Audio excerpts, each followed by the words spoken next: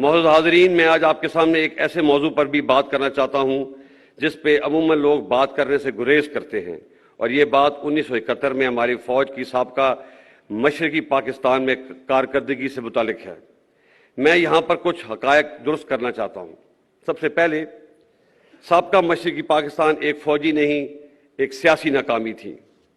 لڑنے والے فوجوں کی تعداد 92,000 نہیں، صرف 34,000 تھی۔ باقی لوگ مختلف گورنمنٹ کے ڈپارٹمنٹس میں تھے، اور ان 34,000 لوگوں کا مقابلہ 2.5 lakh Indian army, 2 lakh trained Mukti Bahini. Against these heavy odds ہماری فوج بہت بہادری سے لڑی اور بے مثال قربانیاں پیش کیں، جس کا اعتراف خود Indian army chief field marshal Manek Shaw نے بھی کیا ہے۔ ان بہادر غازیوں اور شہیدوں کی قربانیوں کا آج تک قوم نے اعتراف نہیں کیا، جو کہ ایک بہت بڑی زیادتی ہے۔ میں آج اس موقع کا فائدہ اٹھاتے ہوئے ان تمام غازیوں اور شہیدوں کو خراج تحسین پیش کرتا ہوں اور پیش کرتا رہوں گا۔ وہ ہمارے ہیرو ہیں اور قوم کو ان پہ فخر ہونا چاہیے۔ آخر میں کچھ باتیں آج کے سیاسی حالات کے متعلق کرنا چاہوں گا۔ میں کافی سالوں سے اس بات پہ غور کر رہا تھا کہ دنیا میں سب سے زیادہ انسانی حقوق کی پامالی، یعنی کہ ہیومن رائٹس کی وائلیشن ہندوستانی فوج کرتی ہے، مگر ان کے عوام کم و بیش ہی ان کو تنقید کا نشانہ بناتے ہیں۔ اس کے برعکس ہماری فوج، جو دن رات قوم کی خدمت میں مصروف رہتی ہے، گائے بگائے تنقید کا نشانہ بنتی ہے۔ میرے نزدیک اس کی بڑی وجہ 70 سال سے فوج کی مختلف صورتوں میں سیاست میں مداخلت ہے، جو کہ غیر آئینی ہے۔ اس لیے پچھلے سال فروری میں فوج نے بڑی سوچ و بچار کے بعد فیصلہ کیا کہ آئندہ فوج کسی سیاسی معاملے میں مداخلت نہیں کرے گی۔ میں آپ کو یقین دلاتا ہوں کہ ہم اس پر سختی سے کاربند ہیں اور آئندہ بھی رہیں گے۔ تاہم اس آئینی عمل کا خیر مقدم کرنے کے بجائے کئی حلقوں نے فوج کو شدید تنقید کا نشانہ بنا کر بہت غیر مناسب اور غیر شائستہ زبان کا استعمال کیا۔ فوج پہ تنقید عوام اور سیاسی پارٹیوں کا حق ہے، لیکن الفاظ کے چناؤ اور استعمال میں احتیاط برتنی چاہیے۔ ایک جعلی اور جھوٹا بیانیہ بنا کر ملک میں ہیجان کی کیفیت پیدا کی گئی، اور ابھی اسی جھوٹے بیانیے سے راہ فرار اختیار کی جا رہی ہے۔ سینئر ملٹری لیڈرشپ کو غیر مناسب القابات سے پکارا گیا۔ میں آپ کو واضح کر دینا چاہتا ہوں کہ فوج کی قیادت کچھ بھی کر سکتی ہے، لیکن کبھی بھی ملک کے مفاد کے خلاف نہیں جا سکتی۔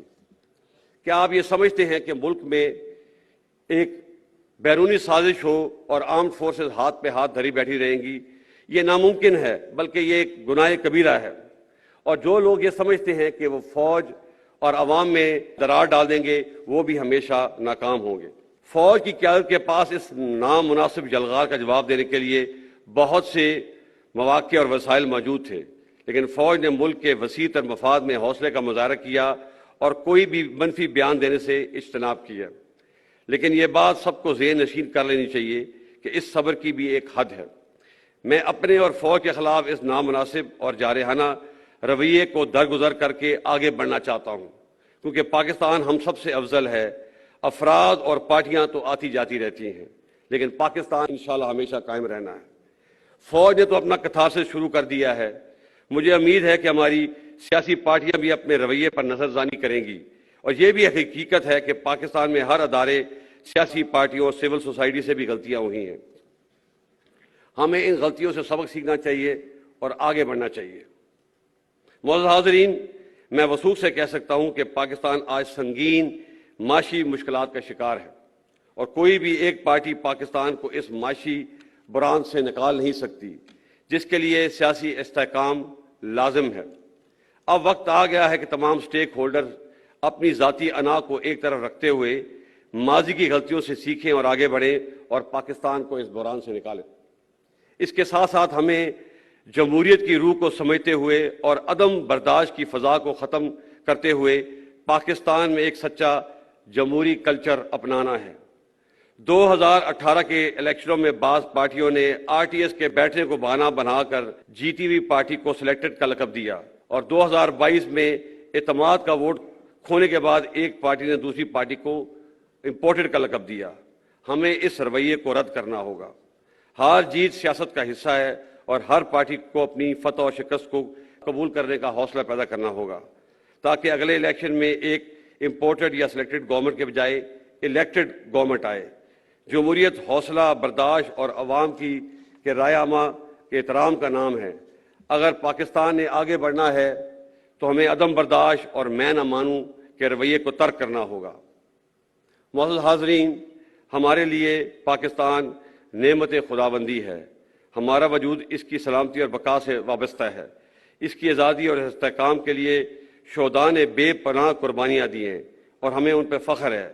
میں شہداء کے لواحقین کا شکریہ ادا کرتا ہوں جنہوں نے اس تقریب میں آ کر اس تقریب کو رونق بخشی۔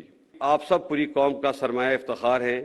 یہ تجدید عہد کا دن ہے۔ آئیے مل کر یہ عہد کریں کہ ہم اپنے شہداء اور غازیوں کی تابندہ تاریخ کو ہمیشہ زندہ رکھیں گے اور مل کر پاکستان کی اور بہتری اور ترقی میں اپنا کردار ادا کریں گے۔ مادر وطن کی حفاظت اور سالمیت ہمارا اولین فرض ہے اور رہے گا، جس کو نبھانے کے لیے ہم کسی بھی قربانی سے دریغ نہیں کریں گے۔ اللہ تعالی ہمارا حامی و ناصر ہو۔ پاک فوج زندہ باد، پاکستان پائندہ باد۔